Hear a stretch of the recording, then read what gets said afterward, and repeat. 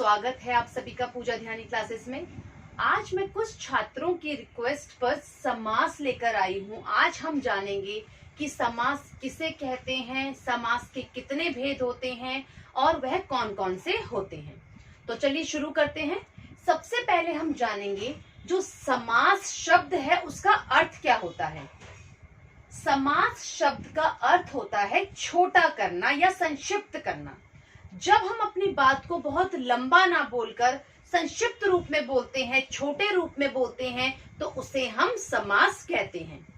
हालांकि कई लोगों को पता नहीं होगा कि समास क्या होते हैं, कौन से शब्द होते हैं, परंतु फिर भी हम लोग अपनी आम बोलचाल की भाषा में समास के शब्दों का प्रयोग करते हैं। जैसे परिभाषा पहले इसकी हम जान लेते हैं। दो या दो से अधिक शब्दों को मिलाकर जो नया छोटा शब्द बनता है उसे समास कहते हैं। अर्थात जब हम दो या दो से अधिक शब्दों को मिला लेते हैं और उनसे एक नया शब्द बनता है, जब हम शब्दों को मिला लेंगे तो वो छोटा रूप हो जाएगा और उसी छोटे रूप को हम समास कहते हैं। उदाहरण हम देखेंगे। डाक के लिए घर। पोस्ट ऑफिस को हम हिंदी में क्या कहते हैं? डाक के लिए घर। परंतु ये डाक के लिए घर हम अपनी भाषा में इस तरीके के शब्दों का प्रयोग नहीं करते। हम सीधा कहते हैं डाक घर। मुझे आज डाक घर जाना है, ठीक है। तो हम क्या करते हैं, हम अपनी आम बोलचाल की भाषा में अधिक शब्दों का प्रयोग ना करते हुए कम शब्दों का प्रयोग करते हैं, उसी को हम समास कहते हैं। अर्थात डाक के लिए घर हम नहीं बोलते हैं, उसकी जगह हम डाक घर बोलते हैं। तो डाक घर जो है यह हमारा समासिक शब्द कहलाता है। इसी प्रकार माखन को चुराने वाला, माखन को चुराने वाला, उसे हम सिंपल क्या कहते हैं? माखन चोर। ये तो माखन चोर है। कन्हैया को हम ऐसे ही कहते हैं, अरे माखन चोर कृष्ण कन्हैया। इस तरीके से थोड़ी कहते हैं माखन को चुराने वाला कृष्ण कन्हैया, नहीं। हम कहते हैं माखन चोर कृष्ण कन्हैया बंसी बजैया, बंसी को बजाने वाला बंसी बजैया। तो हम क्या करते हैं, अपनी भाषा में अधिक शब्दों को ना बोलकर जब हम छोटे रूप में बोलते हैं, कम शब्दों का प्रयोग करते हुए बोलते हैं, उसी को हम समास कहते हैं। तो अर्थात संक्षिप्तीकरण करना, संक्षिप्त मतलब होता है छोटा करना, तो संक्षिप्तीकरण करना शब्दों का क्या कहलाता है? समास कहलाता है। अब हम जानेंगे कि समास विग्रह किसे कहते हैं। समास में पद होते हैं, वो पद कौन कौन से होते हैं, तो आइए अब हम पहले उन्हें जान लेते हैं। अब यहाँ पर मैंने एक उदाहरण लिया है, उस उदाहरण में हम जानेंगे कि समास विग्रह किसे कहते हैं, समासिक शब्द कौन सा है और इसके पद कौन कौन से होते हैं। तो सबसे पहले मैंने जो उदाहरण लिखा है वह क्या लिखा है? रोग से मुक्त। अर्थात जिसको कोई रोग ना हो, वो रोग से मुक्त हो चुका हो, उसमें अब कोई रोग ना बचा हो, कोई बीमारी ना लगी हो, उसे हम कहते हैं रोग से मुक्त। तो इसको हम संक्षिप्त रूप में, छोटे रूप में क्या कहते हैं? रोग मुक्त। तो जब हम यहाँ पर लंबे तरीके से कह रहे हैं, अधिक शब्दों का प्रयोग करते हुए कह रहे हैं, इसे हम कहते हैं समास विग्रह। समास विग्रह।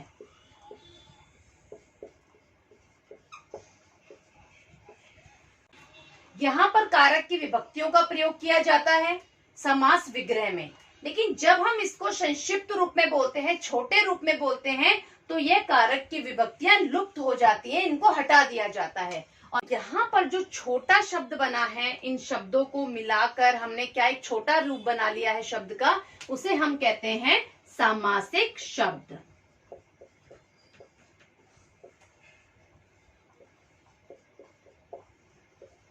तो इस प्रकार जब हम शब्दों को इस तरीके से कारक की विभक्तियों के साथ बोलते हैं तो उसे कहते हैं समास विग्रह, और जब हम उन शब्दों को संक्षिप्त रूप में बोलते हैं, छोटे रूप में बोलते हैं, उसे कहते हैं सामासिक शब्द।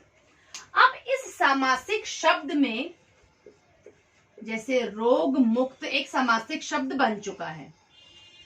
अब इस शब्द में हम जानेंगे पद किसे कहते हैं। तो सबसे पहले तो मैं आपको बता दूं कि शब्द को ही हम पद कहते हैं, परंतु कब कहते हैं? जब हम दो या दो से अधिक शब्दों को मिला लेते हैं तो वह पद कहलाते हैं। जैसे यहाँ पर अभी मैं अलग अलग करूं तो यहाँ पर दो शब्द हमें देखने के लिए मिलेंगे। एक रोग और एक मुक्त। अगर मैं इनको अलग कर दूं तो ये शब्द कहलाएंगे, लेकिन मैंने इन्हें मिला लिया है तो यहाँ अब ये पद बन गए हैं। तो यहाँ पर कितने पद हो गए? 2 पद हो गए हैं। 2 पद हमें यहाँ पर मिल चुके हैं, एक रोग और एक मुक्त। जो पद पहले पड़ता है उसे हम कहते हैं पूर्व पद, और जो पद बाद में पड़ता है उसे हम कहते हैं उत्तर पद। तो इस प्रकार जो समासिक शब्द होता है उसमें कितने पद होते हैं? उसमें 2 पद माने जाते हैं। तो अब हम जानेंगे कि इसके भेद कौन कौन से होते हैं, और उन भेदों में पदों की ही प्रधानता होती है। इन पद के अनुसार ही जो वर्गीकरण किया गया है उन्हीं के अनुसार जो है इनके भेद बताए गए हैं। अब इन पदों के अनुसार वर्गीकरण करते हुए समास के 6 भेद बताए गए हैं। तो अब हम जानेंगे कि समास के भेद जो है वह कौन कौन से होते हैं। समास के 6 भेद होते हैं: अव्ययीभाव समास, तत्पुरुष समास, कर्मधारय समास, द्विगु समास, द्वंद्व समास और बहुब्रीहि समास। अव्ययीभाव समास में पूर्व पद अर्थात पहला वाला जो पद होता है वह प्रधान माना जाता है। तत्पुरुष समास में उत्तर पद अर्थात बाद वाला पद प्रधान माना जाता है। प्रधान का अर्थ क्या होता है कि उसमें किस शब्द का महत्व है, किस शब्द पर अधिक बल दिया जा रहा है। कर्मधारय समास में उत्तर पद अधिक प्रधानता होती है, अधिक महत्व होता है उस शब्द का।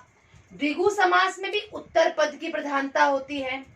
द्वंद्व समास में दोनों पद बराबर होते हैं, दोनों ही पद को इक्वल महत्व दिया जाता है। बहुब्रीहि समास में दोनों ही पदों में से किसी का भी महत्व नहीं होता है, अर्थात यहाँ पर उन दोनों ही पदों की अप्रधानता मानी जाती है। अभी मैं इसको आपको उदाहरण के द्वारा समझाऊंगी कि अव्ययीभाव समास में पूर्व पद किस प्रकार प्रधान होता है और अव्ययीभाव समास के शब्द कौन कौन से होते हैं। तो एक एक कर इन्हें अब हम उदाहरण के द्वारा जानेंगे। तो अब हम बात करेंगे सबसे पहले भेद की, जिसका नाम है अव्ययीभाव समास। जैसे कि नाम से ही पता चल रहा है अव्यय। अव्यय मतलब जो शब्द कभी भी अपना रूप नहीं बदलते, उन्हें हम अविकारी शब्द भी कहते हैं। तो यहाँ पर क्या होता है, जो शब्द होता है उसका जो प्रथम पद होता है, 2 पद होते हैं, एक तो पहला पद और एक दूसरा पद। प्रथम पद को हम क्या कहते हैं? पूर्व पद, और बाद वाले पद को हम क्या कहते हैं? उत्तर पद। तो यहाँ पर जो प्रथम पद होता है, जैसे यहाँ इस शब्द में अगर मैं बात करूं पद की, तो यहाँ प्रथम पद कौन सा है? यथा। दूसरे शब्द में हम प्रथम पद निकालें प्रति, तीसरे शब्द में आ। तो ये सब कौन से पद है? प्रथम पद है। जो बाकी के पद है वह कौन से पद है? उत्तर पद है।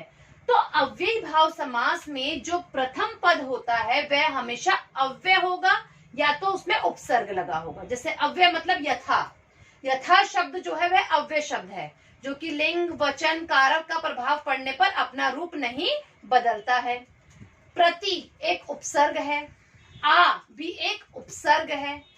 तो यहाँ पर अब हम जानेंगे कि इन्हें जब मैं समासिक विग्रह इनका करती हूँ तो किस प्रकार शब्द नजर आते हैं। जैसे यथाशक्ति, इसको अगर मैं ये तो छोटा रूप है, ये तो नया रूप है जब शब्दों को मिला के, तो किन शब्दों को मिला के यथाशक्ति बना है? इसे अगर मैं समासिक विग्रह करूं इसका, तो हम लिखेंगे शक्ति के अनुसार। यथा का अर्थ होता है के अनुसार, तो हम यहाँ लिखेंगे शक्ति के अनुसार। इसी प्रकार प्रतिदिन अर्थात प्रत्येक दिन या हर दिन, हर दिन भी आप इसे लिख सकते हैं। आजन्म, जन्म से लेकर।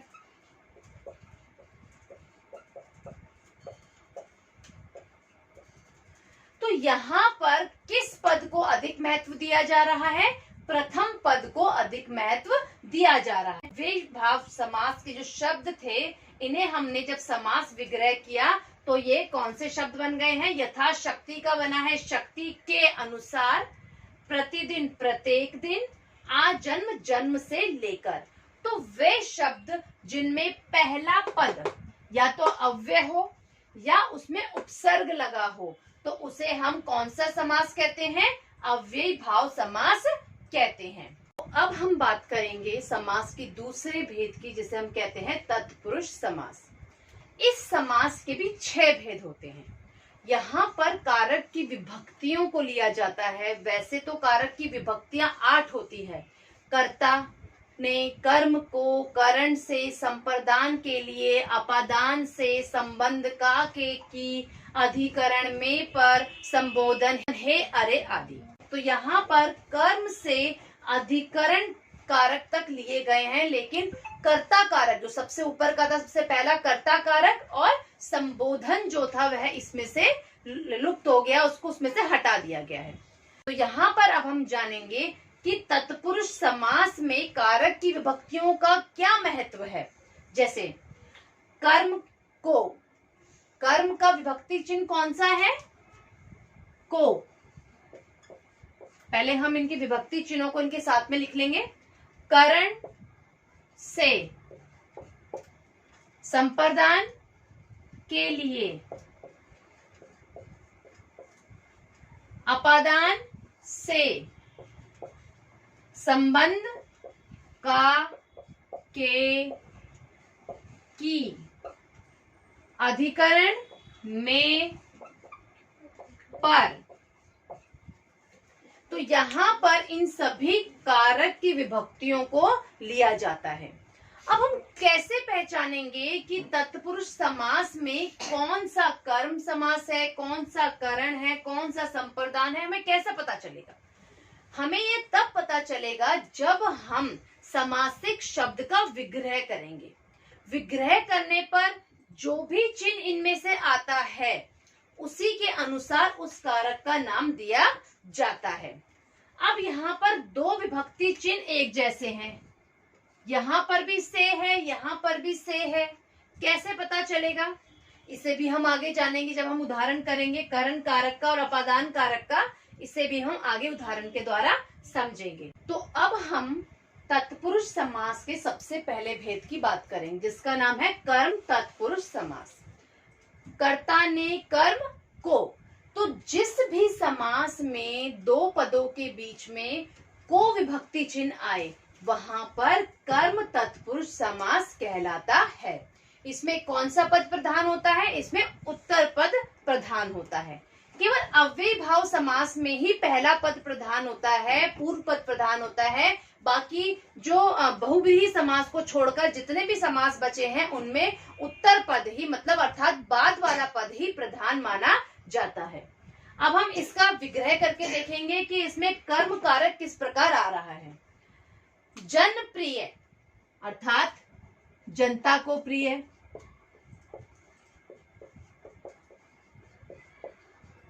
यहाँ पर हमारा जो कर्म कारक है वह उसकी विभक्ति चिन्ह को आई है। जेब कतरा, जेब को काटने वाला।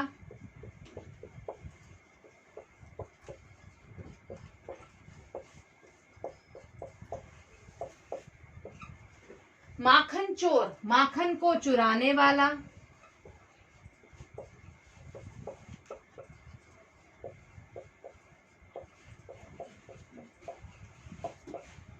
रथ चालक, रथ को चलाने वाला।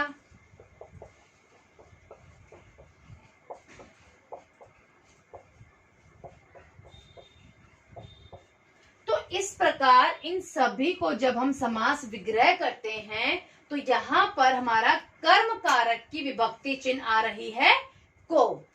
तो इस प्रकार समास विग्रह करने पर जब हमें कर्म कारक का विभक्ति चिन्ह नजर आता है तो वहां पर कर्म तत्पुरुष समास कहलाता है। कर्म तत्पुरुष समास में कुछ ना कुछ कर्म छिपा होता है। जैसे जेब को काटने वाला, कर्म मतलब काम, तो यहाँ पर क्या काम हो रहा है? जेब को काटने का काम हो रहा है। माखन को चुराने वाला, तो माखन को चुराना भी एक क्या है? एक कर्म है, एक काम है। रथ को चलाने वाला, तो रथ को चलाना भी क्या है? एक कर्म है।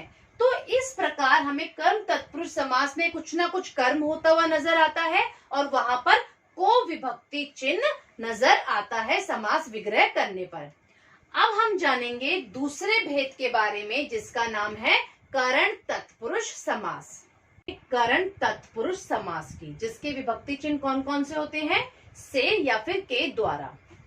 स्वरचित, सबसे पहला जो शब्द लिखा है ये समासिक शब्द हैं, छोटे करके लिखे गए हैं। पहले हम इनको विग्रह करके देखेंगे कि इसमें कौन सा विभक्ति चिन्ह आ रहा है। स्वरचित, स्व द्वारा रचित, स्व के द्वारा रचित या स्व द्वारा रचित, यहाँ पर द्वारा विभक्ति चिन्ह आ गया है। अकाल पीड़ित, अकाल से पीड़ित। रेखांकित, रेखा से अंकित, जिसके नीचे रेखा लगाई गई हो, अंडरलाइन किया गया हो। रस भरी, रस से भरी। रोगग्रस्त, रोग से ग्रस्त, जिसको रोग लग गया हो, बीमारी लग गई हो, उसे कहते हैं रोग से ग्रस्त। तो यहाँ पर जो करण तत्पुरुष समास होता है, यहाँ पर जुड़ने का भाव प्रतीत होता है, कोई ना कोई साधन जुड़ने का प्रतीत होता है। जैसे स्व द्वारा रचित, तो यहाँ पर क्या बताया जा रहा है? किसके द्वारा रचित? अपने द्वारा रचित। तो यहाँ पर अपने द्वारा रचित जो है वह स्व जो है वह एक साधन माना गया है। अकाल से पीड़ित, किससे पीड़ित? अकाल से पीड़ित, अकाल को साधन माना गया है। रेखा से अंकित, किससे अंकित? रेखा से अंकित, तो रेखा को यहाँ साधन माना गया है। उत्तर पद सभी प्रधान माने जाएंगे, लेकिन यहाँ पर जो पहला पद होता है वह साधन माना जाता है। रस से भरी, रस जो है वह साधन माना गया है। रोग से ग्रस्त, तो रोग को यहाँ पे साधन माना गया है। तो इसी प्रकार जो करण तत्पुरुष समास होते हैं उनको कैसे पहचानेंगे हम? पहले समास का विग्रह करेंगे और जब से या के द्वारा विभक्ति चिन्ह आए, यहाँ पर कोई ना कोई आपको कारण जरूर नजर आएगा हो। जैसे कि रचना क्यों, किसके द्वारा रचित किया गया? हमारे द्वारा। जब हमने रचा तभी तो रचित हुआ वो, तभी तो बना कोई भी चीज। जब हमने की तभी तो कोई चीज रची गई। तो यहाँ पर किसके द्वारा? कारण जरूर यहाँ पर आपको नजर आएगा। पीड़ित, किससे पीड़ित है? किसके कारण पीड़ित है? अकाल के कारण पीड़ित है। किसके द्वारा अंकित है? क्या कारण है? क्योंकि उसके नीचे रेखा लगाई गई है, लाइन डाली गई है, इसीलिए वह रेखांकित कहलाया है। भरी, किस चीज से भरी है? किसके कारण भरी है? रस के कारण भरी है। किसके कारण ग्रस्त है? रोग के कारण ग्रस्त है। तो करण तत्पुरुष समास में कहीं ना कहीं कारण छिपा हुआ होता है और उत्तर पद को यहाँ पर प्रधान माना जाता है। अब हम जानेंगे तीसरे भेद के बारे में, जो है संप्रदान तत्पुरुष समास, जिसका विभक्ति चिन्ह होता है के लिए। रसोई घर, इसका अगर मैं समास विग्रह करती हूँ तो होगा रसोई के लिए घर। रसोई के लिए घर, तो यहाँ पर कौन सा विभक्ति चिन्ह आया है? के लिए। इसी प्रकार आराम कुर्सी, आराम के लिए कुर्सी। आराम के लिए कुर्सी, यहाँ पर भी कौन सा विभक्ति चिन्ह आया है? के लिए। डाक घर, डाक के लिए घर, यहाँ पर भी कौन सा विभक्ति चिन्ह आया है? के लिए। देशभक्ति, देश के लिए भक्ति।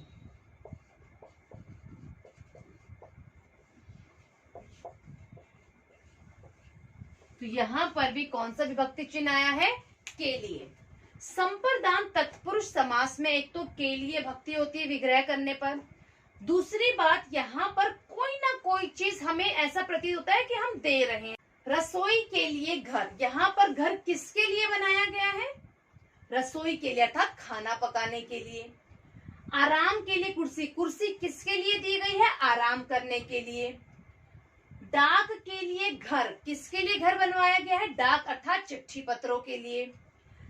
देश के लिए भक्ति, भक्ति किसके लिए की जा रही है? देश के लिए की जा रही है। तो संप्रदान तत्पुरुष समास में हमें पढ़ते समय यह प्रतीत होता है कि कोई ना कोई चीज किसी दूसरे के लिए समर्पित की जा रही है। अब हम बात करेंगे अपादान तत्पुरुष समास की। अपादान तत्पुरुष समास में कौन सा विभक्ति चिन्ह होता है?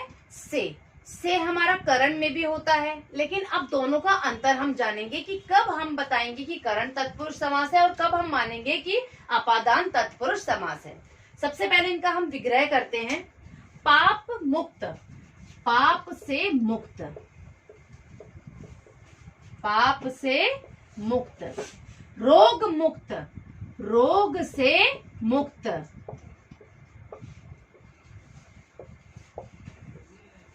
काम चोर, काम से जी चुराने वाला, काम से जी चुराने वाला। यहाँ पर हमारा जो से है वह विभक्ति चिन्ह आ रहा है।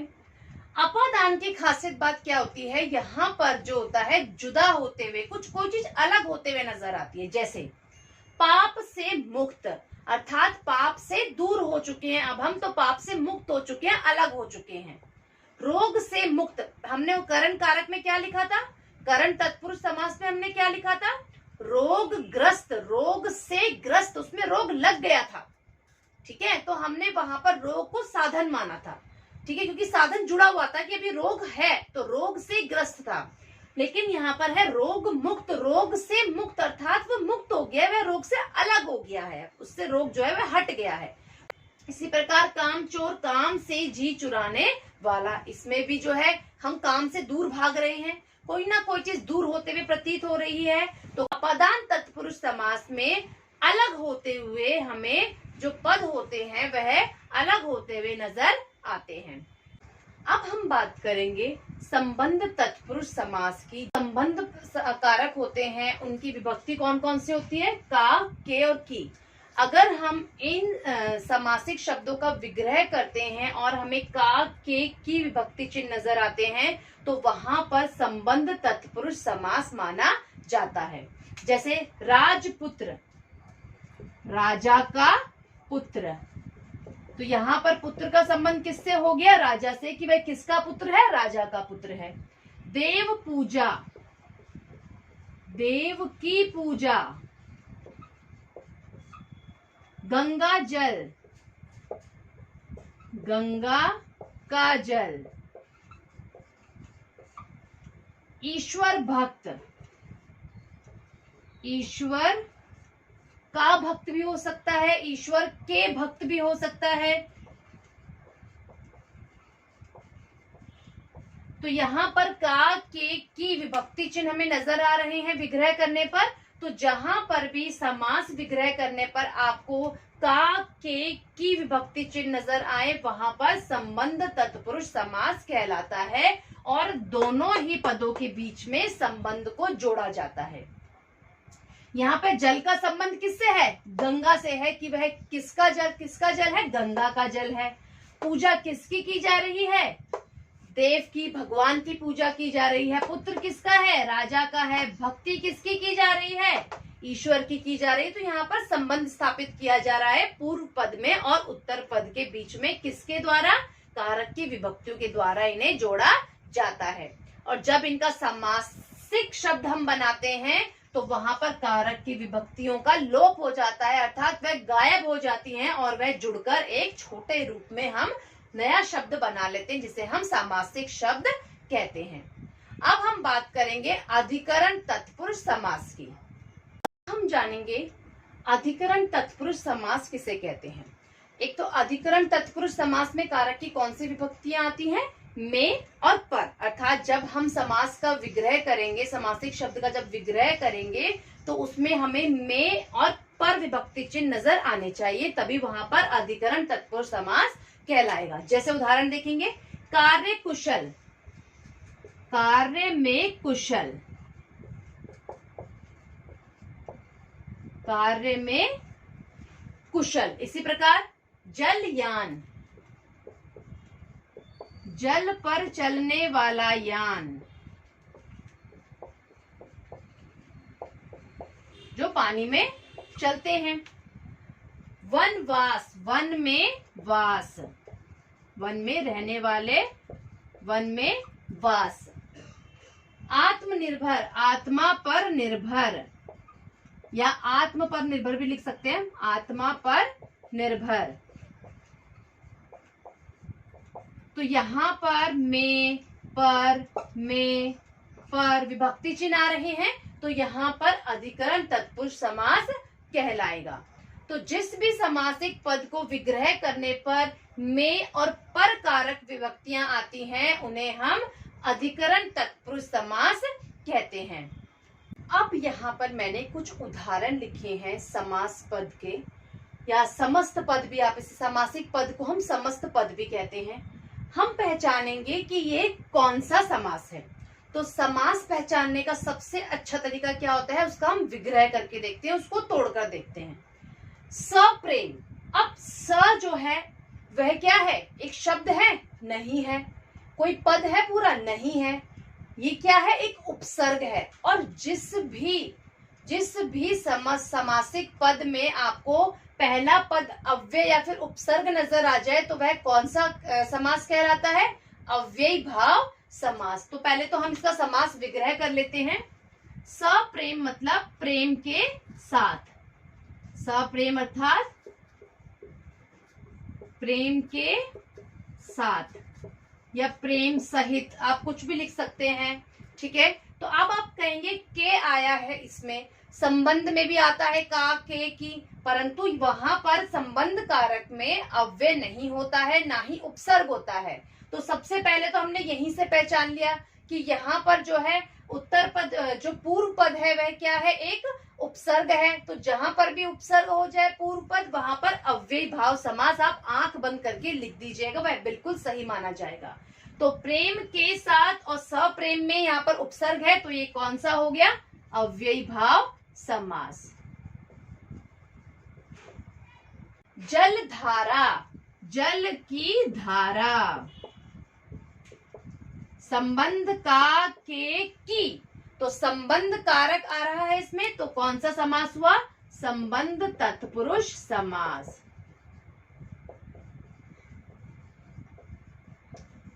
संबंध तत्पुरुष समास। इसी प्रकार विद्यालय, विद्या के लिए आलय,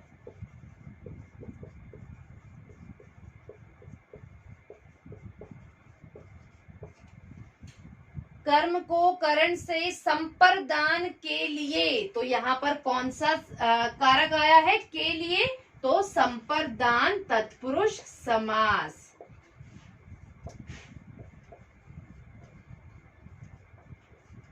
इसी प्रकार सिर तोड़, सिर को तोड़ने वाला, तो बताइए को किसका विभक्ति चिन्ह है, सिर को तोड़ने वाला,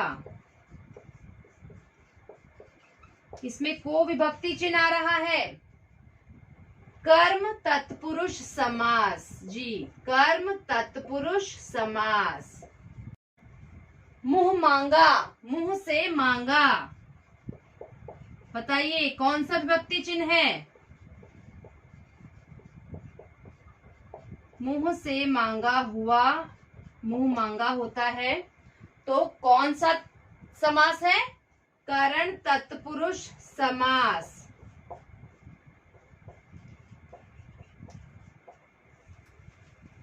कार्य मुक्त, कार्य से मुक्त, अब यहाँ पर भी से था, यहाँ पर भी से है, परंतु यहाँ पर अलग होने का भाव आ रहा है। जैसे कार्य से मुक्त, कार्य से मुक्त हो गए हैं, अब छुट्टी मिल चुकी है कार्य से, हट चुके हैं दूर कार्य से, तो यहाँ पर अपादान, जहां पर भी दूर होने का भाव प्रकट हो वहां पर अपादान तत्पुरुष समास। तो ये थे अव्ययी भाव समास और तत्पुरुष समास के कुछ उदाहरण। तो आज की कक्षा को मैं यहीं पर समाप्त करना चाहूंगी और अपने भाग 2 में मैं जो बाकी बचे हुए भेद हैं उन्हें समझाऊंगी। तो आज हम लोगों ने किया है अव्ययी भाव समास और तत्पुरुष समास के भेद, जो 6 भेद है उन्हें हमने किया है। तो आशा करती हूँ आज की कक्षा में आपको अव्ययी भाव समास और तत्पुरुष समास जो है वह समझ में आ गए होंगे। और जैसे ही मैं इसका भाग 2 अपलोड करूंगी आपको उसका नोटिफिकेशन मिल जाएगा, आप जाकर वहां पर उस वीडियो को देख सकते हैं, जिसमें मैं कर्मधारय समास, बहुव्रीहि समास और द्वंद्व समास के बारे में चर्चा करूंगी। तो आज की वीडियो आपको कैसी लगी हो, लाइक कीजिएगा और कमेंट करके जरूर बताइएगा। धन्यवाद।